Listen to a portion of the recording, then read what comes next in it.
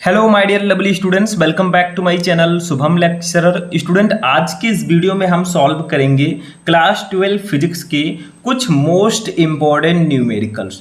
देखिए स्टूडेंट, जिस न्यूमेरिकल को हम इस वीडियो में सॉल्व करने वाले हैं ये आपके बोर्ड एग्जाम में 3 से 4 नंबर वाले क्वेश्चंस में आते हैं। यानी कि आप समझ सकते हैं कि ये क्वेश्चन जो है लघु उत्तरीय प्रश्नों में पूछे जाते हैं।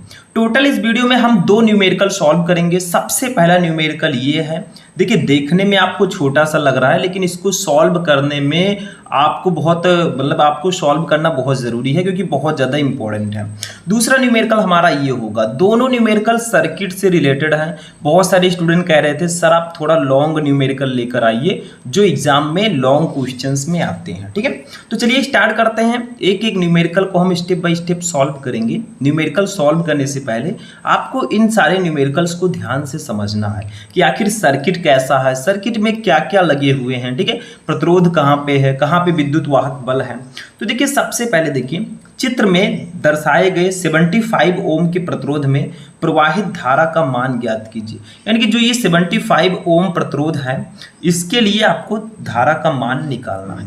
अब आप सभी को पता है कि धारा को कैसे हम लोग निकाल सकते हैं। ठीक है, धारा को निकालने के लिए हमें प्रतिरोध पता होना चाहिए।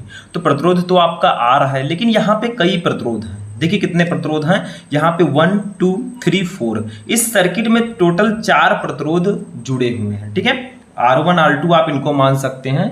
तो सर्किट में टोटल 4 प्रतिरोध हैं। ठीक, तो इसमें हम किसी को R1 मान लेंगे, किसी को R2 मान लेंगे, किसी को R3 मान लेंगे और किसी को R4 मान लेंगे। एक विद्युत वाहक बल भी इसका दिया गया है 190 वोल्ट। ठीक, तो हम करेंगे क्या, इसको हम मान लेते हैं R1, इसको मान लेते हैं R2, नाम दे देते हैं, इसको मान लेते हैं R3 और ये जो भैया हमारे यहाँ पे हैं इसको मान लेते हैं R4। ठीक है, सबको अलग अलग नाम दे देंगे, नामकरण कर देंगे। तो देखिए क्या क्या हम लिखेंगे। अब जो वैल्यू दी गई है उसको पहले लिखेंगे। सबसे पहले विद्युत वाहक बल दिया गया है E, ये हमें दिया गया है 190 वोल्ट।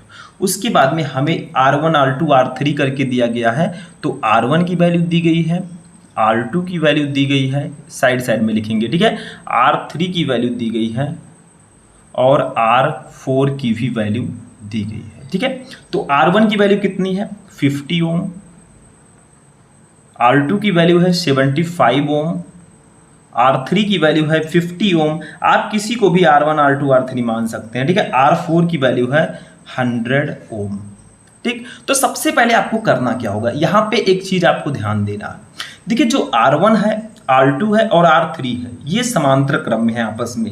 ध्यान से समझिए, देखिए यहाँ से सर्किट बंद है, ये देखिए बंद सर्किट है, बंद परिपथ है, तो ये 50 ओम का प्रतिरोध है। ठीक है, फिर यहाँ से अगर लगातार होता, कहीं पे भी ये प्रतिरोध ये ना होता, ठीक है, रुकावट ना होती, तब तो वो श्रेणी क्रम में होता। लेकिन यहाँ पे देखिए ये है, ये है, ये है। ठीक है, तो ये जो है R1 R2 और R3 ये समांतर क्रम में होंगे। ठीक, तो लिखेंगे यहाँ पे पहले हम R1 R2 व R3 समांतर क्रम में है, समांतर क्रम में है।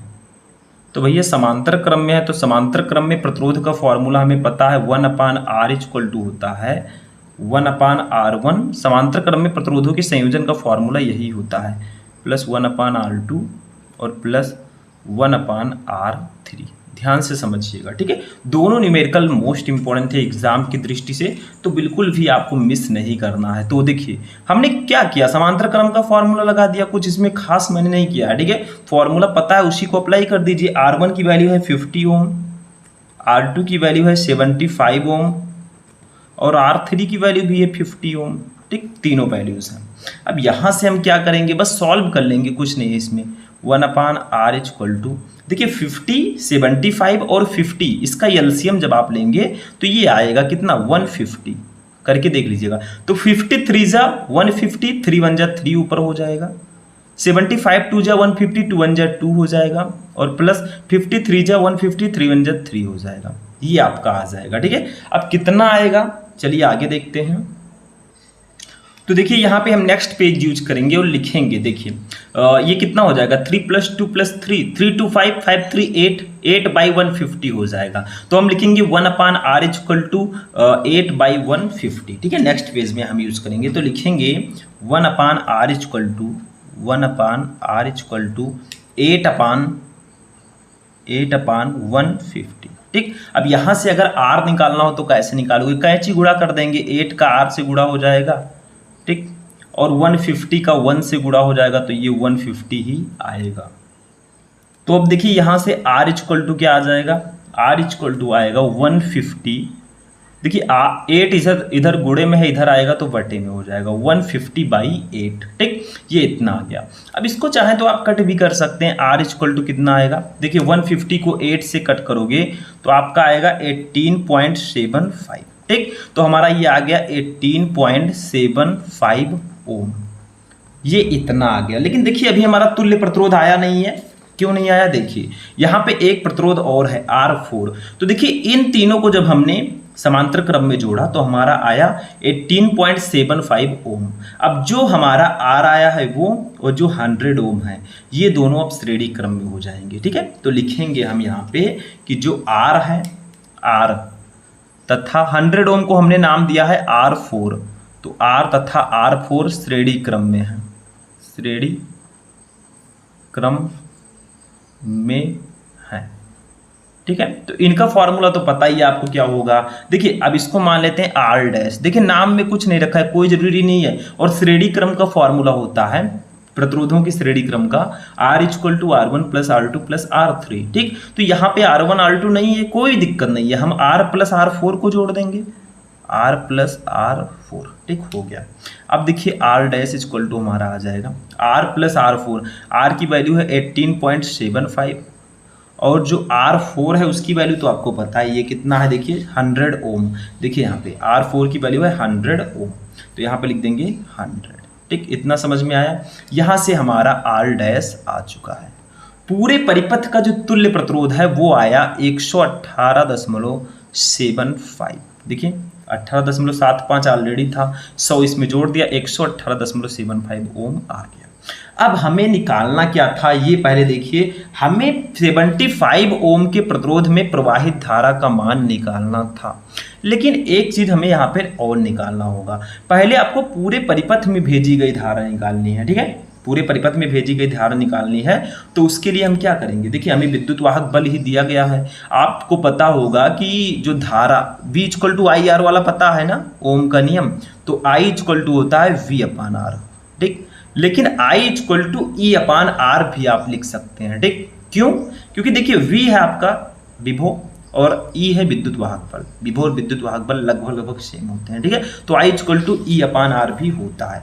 तो यहाँ पे लिखेंगे पूरे परिपथ में भेजी गई धारा, पूरे परिपथ में भेजी गई धारा।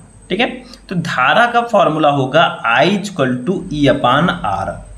E/R। अब R की जगह पर हम R' लिखेंगे, क्योंकि देखिए नाम मैंने कहा कुछ नहीं है, चाहे R लिखिए चाहे R' लिखिए, पूरा प्रतिरोध R' आया है तो हम R' लिख देंगे, उसमें क्या है। ठीक है, तो ये आपका फॉर्मूला होता है, इसको ध्यान में रखिएगा। ठीक, यहाँ से हम I को निकाल लेंगे।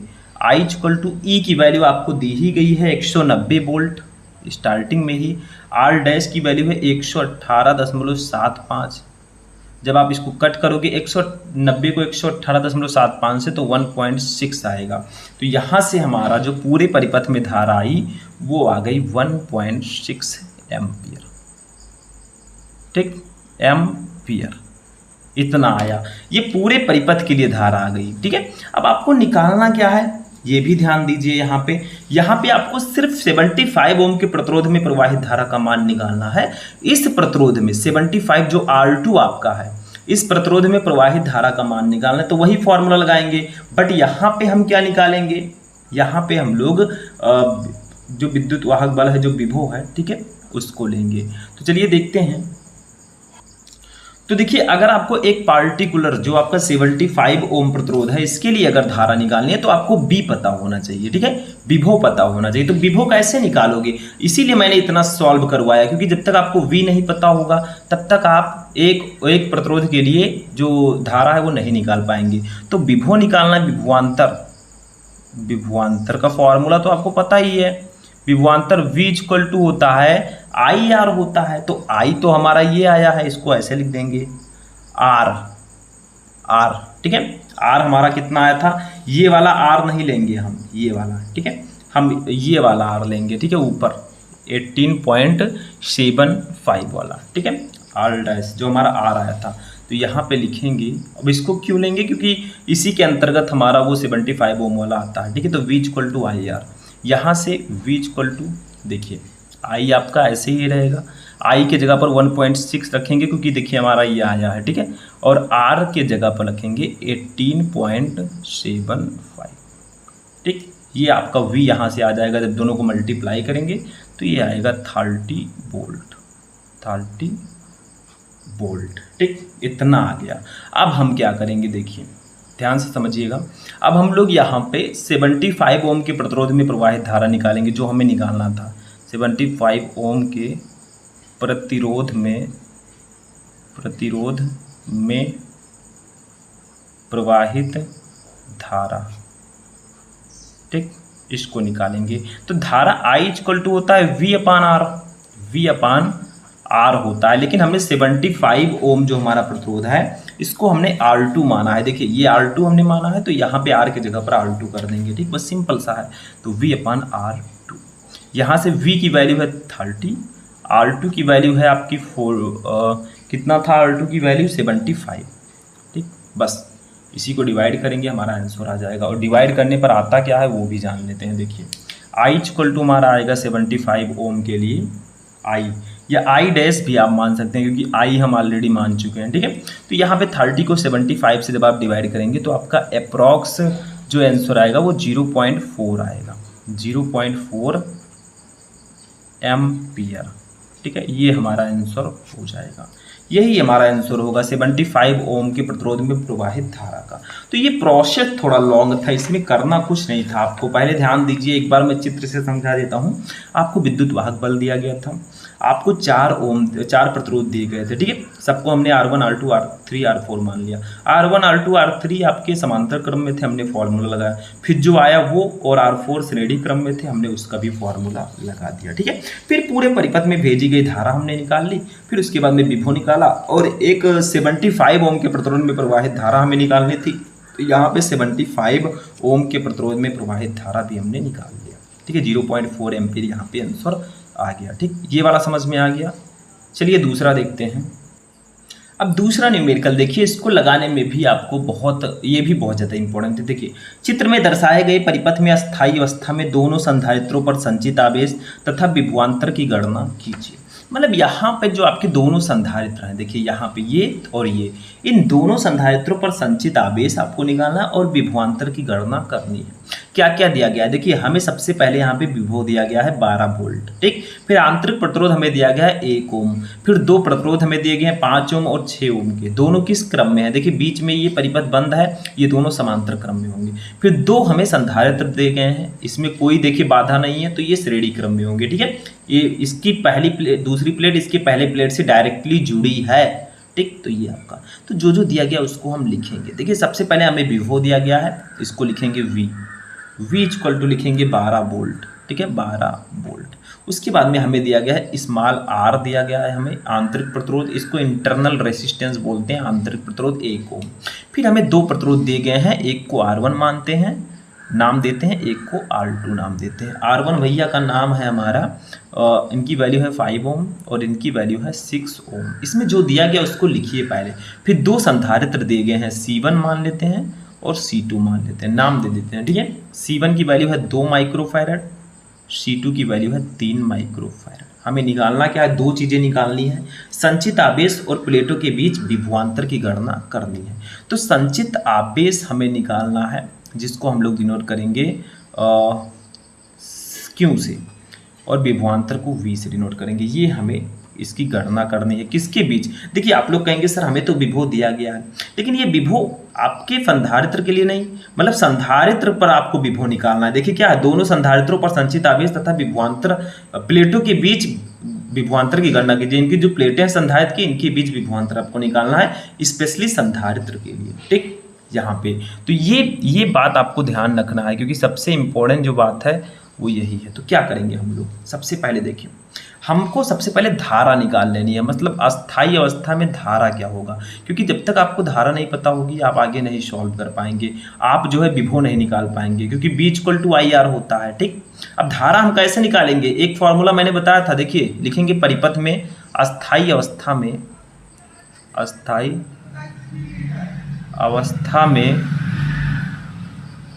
परिपथ में धारा, परिपथ में धारा। ठीक है, I इक्वल टू एक फॉर्मूला मैंने बताया था आप लोगों को, वो आप याद रखिएगा, V upon R plus R, ये फॉर्मूला होता है। I equal to E upon R plus R भी होता है और V upon R plus R भी होता है, दोनों राइट है, नो प्रॉब्लम। ठीक है, यहाँ से I निकाल लेंगे, I इक्वल टू V की वैल्यू कितनी है, सबसे ऊपर देखिए 12 वोल्ट ये दिया गया। ठीक है, स्मॉल r की वैल्यू 1 वोल्ट है। अब देखिए यहाँ पे कैपिटल R की जगह पर आप क्या रखेंगे, क्योंकि देखिए कैपिटल R की जगह पर आपको 2 प्रतिरोध दिए गए हैं, तो इन दोनों को जोड़ कर रखेंगे इस प्रकार से। देखिए V की वैल्यू है 12 वोल्ट, कैपिटल R की वैल्यू हम दोनों प्रतिरोध रखेंगे 5 ओम और 6 ओम दोनों, और स्मॉल r की वैल्यू है 1। देखिए यहाँ पे ध्यान दीजिएगा, r की जब बात आएगी तो दोनों को रखेंगे, क्योंकि हम पूरे परिपथ में अस्थायी अवस्था में धारा निकालें, जब ये पूरा परिपथ अस्थायी हो। ठीक है, तब हम दोनों प्रतिरोध को यहाँ पे रखेंगे, इतना ध्यान रखिएगा। ठीक है, इंपॉर्टेंट टर्म है ये, यहीं पे बच्चे गलतियाँ कर देते हैं। तो I equal to 12 upon 5 plus 6 plus 1 कितना होगा 12, कट जाएगा भैया 1 आएगा। ठीक, तो I इक्वल टू आपका आ गया 1 एम्पियर, 1 एम्पियर। ये तो I आया। अब भैया I आ गया है, तो अब हम क्या करेंगे, A व B के बीच विभव निकाल लेंगे। देखिए बिंदु A जो आपका ये है और जो बिंदु B है, इसके बीच में अब हम विभव निकालेंगे कि क्या होगा। विभव कैसे निकालोगे बताओ जल्दी से, विभव कैसे निकालोगे। अब एक चीज़ और यहाँ पे ध्यान रखिएगा, देखिए यहाँ पे हमने इसके जगह पर R क्यों रखा, ये भी बहुत इंपॉर्टेंट है। R की जगह पर हमने इन दोनों को जोड़ा क्यों, क्योंकि देखिए यहाँ पे आपको ध्यान देना है, पहले इसको करने से पहले आपको यहाँ पर कैपिटल R निकाल लेना है। देखिए हम लिखेंगे R1 तथा R2। बहुत सारे स्टूडेंट कहेंगे सर आपने यहाँ पे कैपिटल R की जगह पर दोनों को जोड़ क्यों दिया, तो इसका एक रीज़न है। देखिए यहाँ पे हमें पता है कि दोनों समांतर क्रम में, R1 तथा R2 समांतर क्रम में, इसको पहले ही आप लगा दीजिएगा, इतना तो पता है, समांतर क्रम में है। ठीक है, तो समांतर क्रम का फॉर्मूला क्या होता है, R इक्वल टू होता है R1 plus R2, R1 plus R2। ठीक, यहाँ से हम R निकाल लेंगे, R इक्वल टू R1 की वैल्यू है 5, R2 की वैल्यू है 6, तो यहाँ पे दोनों को जोड़ेंगे कितना आएगा, दोनों को जोड़ेंगे 11 आएगा, 5 प्लस 6 ये आपका 11 ओम आएगा। ठीक, तो ये आपको पहले करना है, इस धारा को निकालने से पहले आप दोनों प्रतिरोधों को जोड़ दीजिएगा। ठीक है, तो ये हमारा 11 आएगा, वही मैंने लिखा है यहाँ पे कैपिटल R की जगह पर 5 प्लस 6 लिखिए, या फिर डायरेक्टली इस 11 को लिख दीजिए। ठीक, दोनों सेम ही है, तो यहाँ पे हमें I पता हो चुका है। अब हम चलिए निकालते हैं विभवांतर। तो यहाँ पे लिखेंगे, देखिए A व B के बीच, A व B के बीच विभवांतर, विभवांतर। तो विभवांतर का फॉर्मूला होता है V equal to I R, V equal to होता है I इंटू आर। ठीक, ये फॉर्मूला होता है, ओम के नियम का फॉर्मूला पता होगा। तो V इक्वल टू हमारा होगा, I की वैल्यू कितनी है अभी मैंने निकाला है, देखिए ये 1 एम्पियर, तो 1 कर देंगे यहाँ पे। R की वैल्यू कितनी है, देखिए अभी मैंने दोनों को समांतर क्रम में जोड़ा था, देखिए ये R की जगह पर 11 रखना है आपको, क्योंकि यहाँ देखिए यहाँ पे 5 प्लस 6 लिखिए या 11 लिखिए। ठीक है, तो यहाँ पे 11 हो जाएगा, तो यहाँ से हमारा V जो निकल कर आया वो आ जाएगा 11 वोल्ट, 11 वोल्ट। ठीक, ये विभव भी आ गया हमारा भैया। ठीक, अब हम क्या करेंगे, एक कंडीशन आपको यहाँ पे और लगाना है, क्योंकि आवेश निकालना है, तो आवेश का फॉर्मूला होता है Q equal to CV। Q equal to क्या होता है CV। अब देखिए यहाँ पे जो आपके संधारित्र हैं वो किस क्रम में है, दोनों श्रेणी क्रम में है। तो यहाँ पे पहले श्रेणी क्रम में संधारित्र की धारिता का फॉर्मूला लगाएंगे, दोनों संधारित्र को श्रेणी क्रम में जोड़ेंगे। तो लिखेंगे यहाँ पे C1 तथा C2, C1 तथा C2 संधारित्र श्रेणी क्रम में है, श्रेणी क्रम में है। तो श्रेणी क्रम में संधारित्र की धारिता का फॉर्मूला होता है 1/C equal to 1/C1 plus 1/C2। ये फॉर्मूला होता है। धारिता का फॉर्मूला श्रेणी क्रम में इस प्रकार से होगा, ठीक, ये ध्यान रखिएगा, बहुत इंपॉर्टेंट है। धारिता का फॉर्मूला इस प्रकार से होगा श्रेणी क्रम में, ठीक। और अगर समांतर क्रम में धारिता का फॉर्मूला पूछा जाए तो C equal to C1 plus C2। तो 1/C इक्वल टू C1 की वैल्यू आपकी कितनी है, ऊपर देख लीजिए 2 और C2 की वैल्यू है 3, तो 1/2 कर देंगे प्लस 1/3 कर देंगे। दोनों का एलसीएम लेंगे साइड में, 3 का और 2 का एलसीएम 6 होगा, 2 3 जा 6, 3 1 जा 3 प्लस 2 हो जाएगा। ये हमारा जो 1/C इक्वल टू आएगा वो आएगा 5/6, या इसको कैंची गुणा करेंगे तो हमारा C इक्वल टू आ जाएगा 6/5 माइक्रोफैरड, ठीक, इतना आया। अब हम क्या करेंगे, अब हम यहाँ से आवेश निकाल लेंगे, क्योंकि हमें दोनों संधारित्रों पर आवेश और दोनों संधारित्रों पर विभव निकालना है। देखिए लिखा हुआ है ऊपर क्वेश्चन में, देखिए यहाँ पे दोनों संधारित्रों पर आवेश और विभवांतर की गणना कीजिए। तो यहाँ से हम निकाल लेंगे, देखिए लिखेंगे दोनों संधारित्रों पर आवेश, दोनों संधारित्रों पर आवेश, ठीक है। आवेश कैसे निकालोगे, आवेश का फॉर्मूला होता है Q equal to CV, Q equal to CV, ठीक। यही फॉर्मूला हम लगा देंगे। Q हमारा Q रहेगा, C की वैल्यू हमें ये अभी पता चला है 6/5 इंटू V की वैल्यू ऊपर देखिए हमने निकाला था ये 11 वोल्ट, ठीक। तो यहाँ पे 11 लिख देंगे, 11। यहाँ से Q इक्वल टू हमारा आ गया 6 का 11 से मल्टीप्लाई होगा 66/5, ये आएगा भैया माइक्रो कूलाम में। क्यों, क्योंकि हमारा देखिए जो C है वो माइक्रो फैराड में दिया गया है, तो हमारा आवेश इतना आ जाएगा, ठीक। अब हम दोनों संधारित्रों पर विभवांतर निकाल लेंगे, ठीक। चलिए देखते हैं, देखिए यहाँ पे लिखेंगे दोनों संधारित्र पर विभवांतर, तो विभवांतर V इक्वल टू होता है, V इक्वल टू क्या होता है Q/C। देखिए C इक्वल टू सॉरी यहाँ पे V इक्वल टू आपका होगा Q/C, Q equal to CV होता है, देखिए सही है ये आपका formula, Q equal to CV तो V इक्वल टू Q/C। तो V इक्वल टू हम निकालेंगे, या V डैश भी आप मान सकते हैं, ठीक है, कोई दिक्कत नहीं है यहाँ पे। तो देखिए दो संधारित्रों पर विभवांतर, इसको V डैश भी मान सकते हैं क्योंकि V हम ऑलरेडी मान चुके हैं। तो Q आपका जो आया है अभी अभी देखिए 66/5, इसको ऐसे लिख देंगे 66/5 अपान C की वैल्यू भी देखिए ऊपर कितनी आई है 6/5, तो यहाँ पे लिख देंगे 6/5। देखिए इसको क्या करेंगे, इसको कैसे सॉल्व करते हैं बताओ, इसको कैसे सॉल्व करेंगे, सबसे ऊपर का गुणा सबसे नीचे करेंगे तो ये हो जाएगा 66 × 5 अपान इस सेकंड का गुणा थर्ड से करेंगे तो 5 × 6। देखिए 5 से 5 कैंसिल, 6 1 जा 6, 11 यहाँ पे आ जाएगा। तो V डैश जो आएगा दोनों संधारित्रों के बीच विभवांतर वो आएगा 11 वोल्ट, उतना ही आएगा जितना हमने निकाला था पहले विभव, ठीक है। तो ये आपका 11 वोल्ट हो जाएगा, मतलब जो हमने पूरे परिपथ में A व B के बीच विभव निकाला था देखिए 11 वोल्ट, उतना ही आंसर लगभग यहाँ पर भी आएगा। तो इस प्रकार से आप इस न्यूमेरिकल को बहुत ही इजीली सॉल्व कर सकते हैं। इसमें था कुछ नहीं, ये आपको चित्र दिया गया था, इसमें आंतरिक प्रतिरोध था, विभव था, प्रतिरोध दो लगे थे, दो संधारित्र थे, ठीक है। तो हमने पहले धारा निकाली, फिर दोनों प्रतिरोधों को जोड़ दिया समांतर क्रम में, ठीक है। ऐसे स्टेप बाय स्टेप फिर हम संधारित्रों को समांतर क्रम में जोड़ दिया, फिर हमारा ये न्यूमेरिकल सॉल्व हो गया, ठीक है। देखिए पूरा फिर हमने दोनों संधारित्रों पर आवेश निकाला और विभव निकाल लिया। तो आई होप कि आपको दोनों न्यूमेरिकल समझ में आ चुके होंगे, ठीक। किसको किसको समझ में आ गया कमेंट करके बताइएगा। मिलते हैं नेक्स्ट वीडियो में नेक्स्ट टॉपिक के साथ, तब तक के लिए जय हिंद।